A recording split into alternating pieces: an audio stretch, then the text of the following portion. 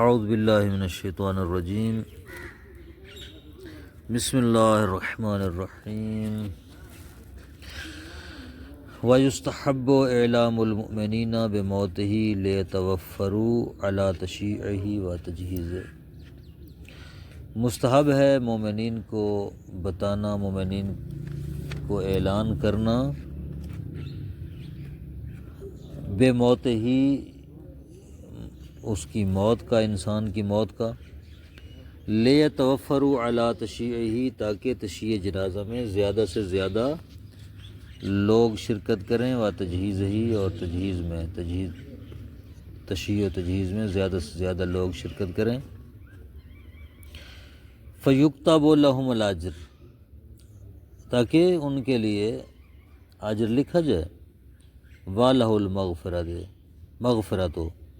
اور میت کے لیے مغفرت لکھی جائے، عند اللہ، بے دعائہم، ان مومنین کی دعا کی وجہ سے، وَلْيُجْمَعَ فِيهِ بَيْنَ وَظِيفَتَيِ التَّعْجِيلِ وَالْإِعْلَامِ، اور مستحب ہے کہ دونوں وظیفوں کے درمیان جمع کیا جائے۔ کون سے دو وظیفے؟ تعجیل اور اعلام، یعنی جلدی دفن کیا جائے اور مومنین کو بتایا بھی جائے، دونوں کاموں میں جو ہے جمع کیا جائے۔ فَيُعْلَمُ مِنْهُمْ مَنْ لَا يُنَافِي التَّعْجِيلَ، پس لوگوں میں سے ان لوگوں کو بتایا جائے جن کو بتانا تعجیل کے منافی نہ ہو۔ عرف عام میں اگر تعجیل کے منافی ہو، یعنی اگر لوگوں کو بلایا جائے اور تدفین میں تاخیر ہوتی ہو، تو پھر بلانا مستحب نہیں ہے، اعلان کرنا مستحب نہیں ہے۔ وَلَوِ اسْتَلْزَمَ الْمُصْلَةَ، اگر یہ اعلان کرنا مصلح کو لازم ہو، یعنی کیا مطلب؟ اگر اعلان کریں تو اتنی تاخیر ہو جائے گی کہ میت کا بدن پھٹنے لگ جائے گا، اس کا کوئی بدن کا حصہ جدا ہو جائے گا، یا وہ مثلا میت کو نقصان پہنچے گا، کوئی بھی اگر اعلان کرنا اس چیز کا موجب ہو تو کہتے ہیں حرام، اعلان کرنا حرام ہے، پھر مومنین کو بتانے کی ضرورت نہیں ہے، بلکہ بتانا حرام ہے، اس کو جتنا جلدی ہو دفن کر دیا جائے۔ وَمَشْيُ الْمُشَيِّعِ خَلْفَهُ أَوْ إِلَى جَانِبَيْهِ، اور مستحب ہے کہ تشییع جنازہ کرنے والا، جنازے کے ساتھ جانے والا شخص اس کے پیچھے چلے، مشیع یعنی جنازے کی تشییع کرنے والا، جنازے میں جانے والے افراد، ان کے لیے مستحب ہے کہ وہ جنازے کے پیچھے چلے میت کے، او الی جانبیہ، یا دونوں طرف، دائیں یا بائیں، وَيُكْرَهُ يَتَقَدَّمَهُ لِغَيْرِ تَقِيَّةٍ، مکروہ ہے اس کے آگے چلنا بغیر تکیے کے، اگر تکیے کی صورتحال ہے تو کوئی مسئلہ نہیں، آگے چل سکتے ہیں، وَإِلَّا آگے چلنا مکروہ ہے، میت کے پیچھے چلا جائے، میت کا احترام ہے۔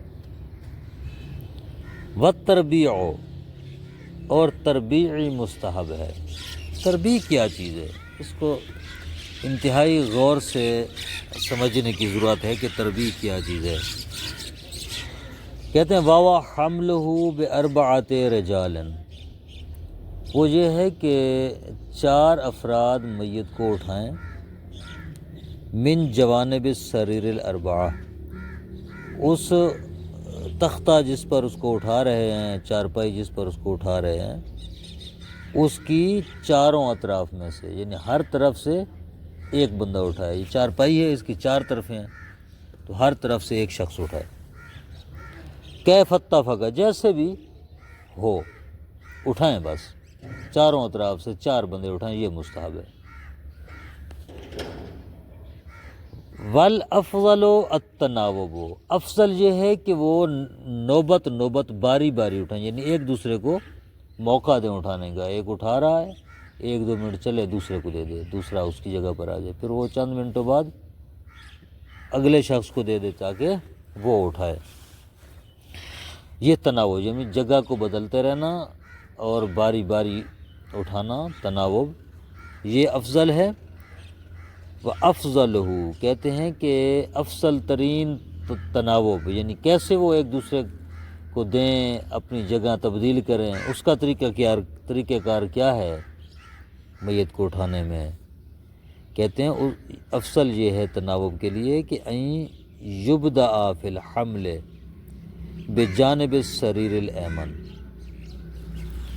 میت کو اٹھانے میں ابتدا کی جائے دائیں طرف سے، تخت یا جو بھی ہے چارپائی اس کی دائیں طرف سے اٹھایا جائے. وَهُوَ الَّذِي یلی یسار المیت، یہ شخص میت کی بائیں طرف ہوگا. جو دائیں طرف سے اٹھائے گا یعنی اس کی دائیں طرف ہوگی تو میت کی بائیں طرف ہوگی. سمجھ آ رہی ہے؟ اٹھانے والے کی اگر دائیں طرف ہوگی، دایاں کندھا ہوگا تو اس کا بایاں ہوگا. فَيَحْمِلُهُ بِكَتْفِ الْأَيْمَنِ، یہ شخص اٹھانے والا اپنے دائیں کندھے کے اوپر میت کو اٹھائے. ثُمَّ يَنْتَقِلُ إِلَى مُؤَخَّرِ الْأَيْمَنِ، پھر وہ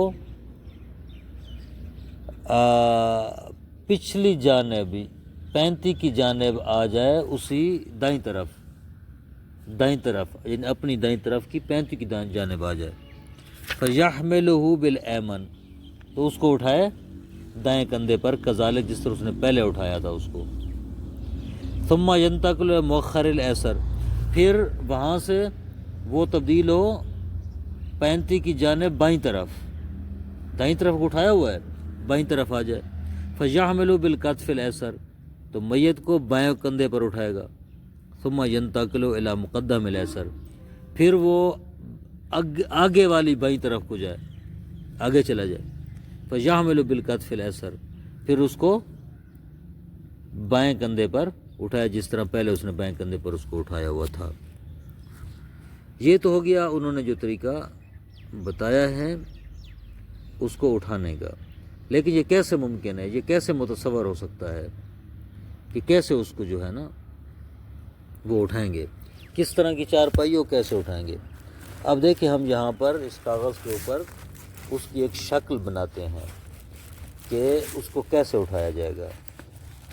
یہ ہے چارپائی، ٹھیک ہے. یہ اس چارپائی کے بارے میں بات ہو رہی ہے جو اس انداز سے بنی ہوتی ہے، ٹھیک ہے. یہ میت کا مثلاً سر کی طرف، یہ پیروں کی طرف، اس طرح چارپائی ہے.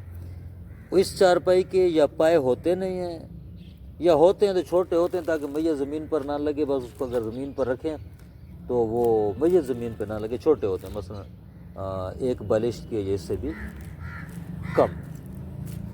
تو اس کی جو یہ سائڈیں ہوتی ہیں جس کو یہ ہم کیا کہتے ہیں، ایسے بازو جو ہیں اس کے چارپائی کے، یہ تھوڑے سے آگے بڑے ہوتے ہیں، 2 فٹ 1 فٹ، اس طرف سے بھی، اس طرف سے بھی، اور اسی طرح پیچھے سے بھی، اس طرح بڑے ہوتے ہیں. اس طرح کی چارپائی نہیں ہوتی جس طرح ہمارے ہاں مرسوم ہے، ٹھیک ہے. اگر اس طرح کی چارپائی ہو تو یہ طریقہ جو انہوں نے بتایا ہم انجام نہیں دے سکتے. تو اس طرح کی چارپائی یعنی اس طرف سے بھی مثلاً 1 فٹ 1.5 فٹ آگے بڑھا ہوا ہے بائیں طرف سے بھی، اس طرح پیچھے والی بھی، دونوں طرف سے. تو اٹھانے والا بندہ کیسے اٹھائے گا؟ کہتے ہیں کہ وہ اس کے درمیان میں آ جائے گا. دیکھیں یہ بڑی ہوئی ہے، یہ اس کا پایا چھوٹا چھوٹا، یہ مثلا پایا ہے اس کے چارپائی کے، ٹھیک ہے. یہ چھوٹے پائے، اور یہ آگے جو ہے اس کا ایک سرا بڑا ہوا ہے. وہ اٹھانے والا کیسا اٹھائے گا؟ اٹھانے والا اندر آئے گا، یہاں کھڑا ہوگا اٹھانے والا، ٹھیک ہے. تو یہ اٹھانے والے کا دایاں کندھا ہوگا نا، یہ اس کا دایاں کندھا ہے.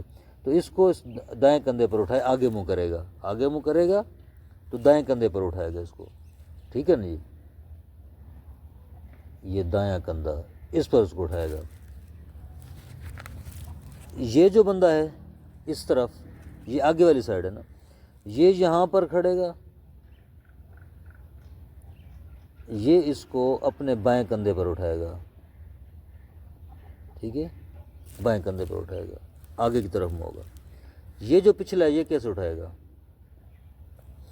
اس کا بھی آگے کی طرف منہ ہوگا، ٹھیک ہے، یہ اس کو دائیں کندھے پر اٹھائے گا، ٹھیک ہے، دائیں کندھے پر اٹھائے گا، اور اس طرف والا، یہ پچھلی سائڈ آ گئی، اس طرف والا یہ بندہ جو ادھر کھڑا ہے یہ اس کو اپنے بائیں کندھے پر اٹھائے گا، آگے سمجھ، یوں اٹھانا ہے میت کو، اٹھا کر ایسے آگے چلنا ہے۔ کہتے ہیں تناوب کیسے کرنا ہے، یعنی یہ ایک دوسرے کی جگہ کو بدلیں گے، کیسے بدلیں گے، کیسے آنا مستقبل، چونکہ ہم پہلے پڑھ چکے ہیں کہ میت کے آگے جانا مکروہ ہے، لہٰذا آگے سے اس کو نہیں تبدیل کرنی جگہ، بلکہ اس پیچھے سے تبدیل کرنی جگہ۔ کیسے کریں گے؟ کہتے ہیں کہ مستحب ہے کہ یہ شخص اپنی جگہ کو تبدیل کرے، یہاں آ جائے اس شخص کی جگہ پر، جیسے اس نے اٹھایا ہوا ہے دائیں کندھے کے اوپر، ایسے یہ اٹھائے گا۔ یہ کہاں آئے گا بندہ؟ یہ بندہ اپنی جگہ کو منتقل کرے گا، اس کی جگہ پر آ جائے گا، جیسے اس نے اس کو بائیں کندھے پر اٹھایا ہے یہ بھی ایسے اس کو بائیں پر۔ یہ کہاں جائے گا؟ یہ آگے جائے گا اس شخص کی جگہ پر، جیسے اس نے اس کو اپنے بائیں کندھے پر اٹھایا یہ بھی اس کو ایسے اپنے بائیں کندھے پر اٹھائے گا، ٹھیک ہے۔ یہ کہاں آئے گا؟ یہ شخص اس شخص کی جگہ پر آئے گا، جیسے اس نے اس کو دائیں کندھے پر اٹھایا ہے یہ بھی، یہ ہے تناوب۔ اس طرح اپنی جگہ کو وہ تبدیل کرتے رہیں جانے تک، قبر تک جانے تک، یہ طریقہ کار ہے اس کا۔ آگے سمجھ، مفہوم ہے؟ والدعاء حال الحمل، اور مستحب ہے دعا پڑھنا میت کو اٹھاتے وقت۔ کون سی دعا پڑھیں گے؟ بقول ہی یہ بسم اللہ اللہم صلی علی محمد وآل محمد اللہم اغفر للمؤمنین والمؤمنات اللہم اغفر للمؤمنین والمؤمنات